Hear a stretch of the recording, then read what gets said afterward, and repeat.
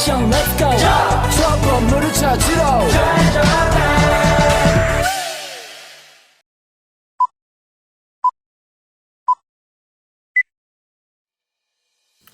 Assalamualaikum warahmatullahi wabarakatuh.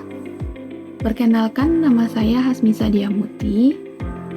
Tahukah teman-teman, Indonesia memiliki wilayah yang luas dengan kondisi geografis yang berbeda-beda. Perbedaan inilah yang membuat distribusi barang menjadi tidak mudah, sehingga terjadinya perbedaan harga di antara wilayah. Nah, di pembahasan kali ini, kita akan membahas tentang perbedaan kondisi geografis Indonesia yang dapat mempengaruhi harga barang. Yuk, simak videonya.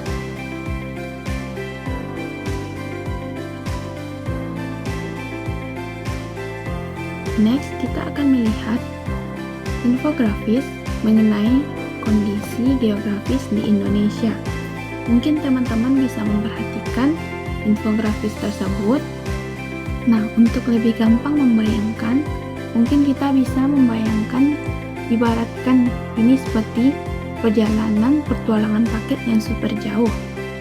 Bayangkan ada satu botol minuman yang diproduksi di pabrik di Pulau Jawa.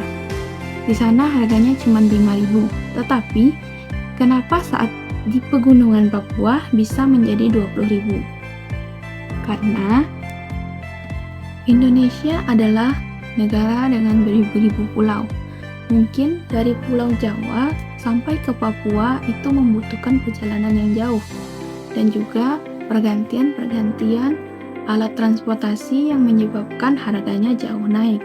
Singkatnya, harga barang mahal di luar Jawa bukan karena penjualnya yang mungkin ingin menaikkan harga, tetapi karena biaya perjalanannya yang sulit dan juga panjang. Mungkin kita masuk ke materi. Materi pertama yaitu geografi dan juga harga barang. Kenapa sih harga barang di setiap daerah bisa berbeda-beda? Mungkin sudah sedikit kita bahas di infografis yang sebelumnya. Jadi, yang pertama yaitu karena faktor geografis. Lokasi yang jauh atau sulit dijangkau membuat biaya angkut atau transportasi menjadi lebih mahal. Contohnya, harga beras di Jawa yang murah dibandingkan dengan di Wakatobi karena akses jalan di Jawa lebih bagus, sedangkan di Wakatobi harus lewat jalur laut yang biayanya lebih tinggi. Kemudian juga penyebab perbedaan harganya yaitu penyebab lainnya seperti lokasi, akses distribusi, sumber daya alam, dan juga teknologi.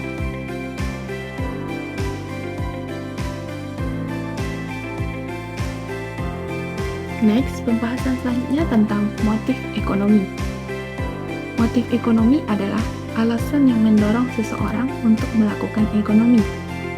Motif ekonomi dapat dibagi menjadi dua, yaitu motif ekonomi ekstrinsik, yaitu dorongan dari luar atau faktor eksternal. Contohnya, beli baju bermerek mahal supaya dipuji teman atau naik status sosial. Kemudian, motif intrinsik, yaitu dorongan dari dalam diri sendiri. Contohnya, ingin membeli minum karena merasa haus, yaitu karena kebutuhan dasar.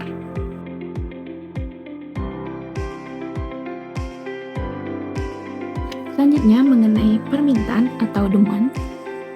Permintaan adalah keinginan membeli barang pada waktu dan juga harga tertentu sesuai kemampuan. Yang pertama yaitu berdasarkan daya beli, ada permintaan yang efektif, ada juga permintaan potensial, dan juga permintaan absolut. Selanjutnya, permintaan berdasarkan jumlah konsumen. Yang pertama, permintaan individual, yaitu permintaan hanya dari satu orang saja. Kemudian, ada juga permintaan pasar, yaitu gabungan dari semua permintaan individu di pasar. Kemudian, ada faktor yang mempengaruhi permintaan. Yang pertama, harga barang lain atau substitusi pengganti. Misalnya, kalau harga telur itu mahal, orang-orang akan berpindah ke tempe. Kemudian ada komplementer atau pelengkap. Kalau harga bensin naik drastis, permintaan motor bisa turun.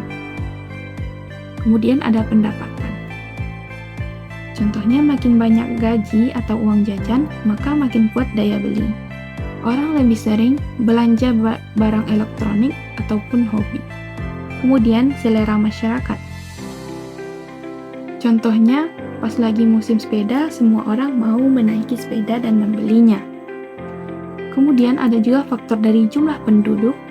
Makin banyak orang di suatu daerah, maka makin banyak juga kebutuhan barang pokok yang harus dipenuhi.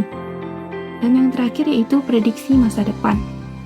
Kalau ada kabar harga emas mau naik besok, orang-orang akan beramai-ramai membeli emas sekarang. Selanjutnya ada penawaran atau supply. Penawaran adalah jumlah barang yang ditawarkan pedagang atau produsen pada harga dan waktu tertentu. Apa sih yang bikin pedagang mau menjual yang lebih banyak? Apa sih yang membuat pedagang mau menjual barang lebih banyak?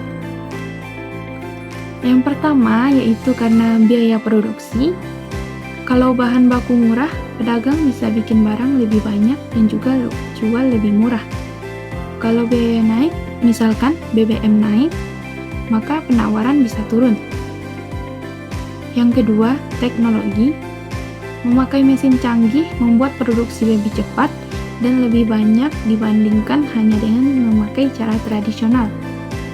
Kemudian ada juga harapan keuntungan.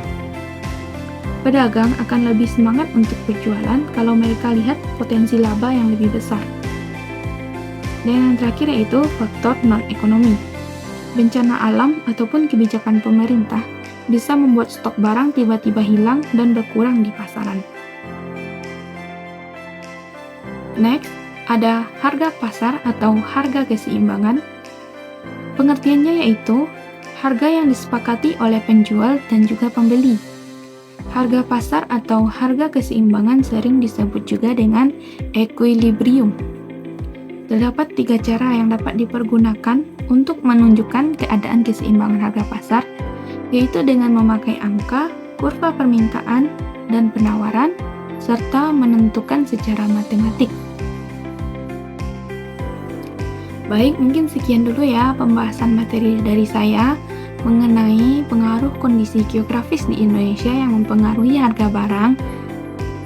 Saya akhiri dengan wabillahi taufiq wal hidayah. Wassalamualaikum warahmatullahi wabarakatuh.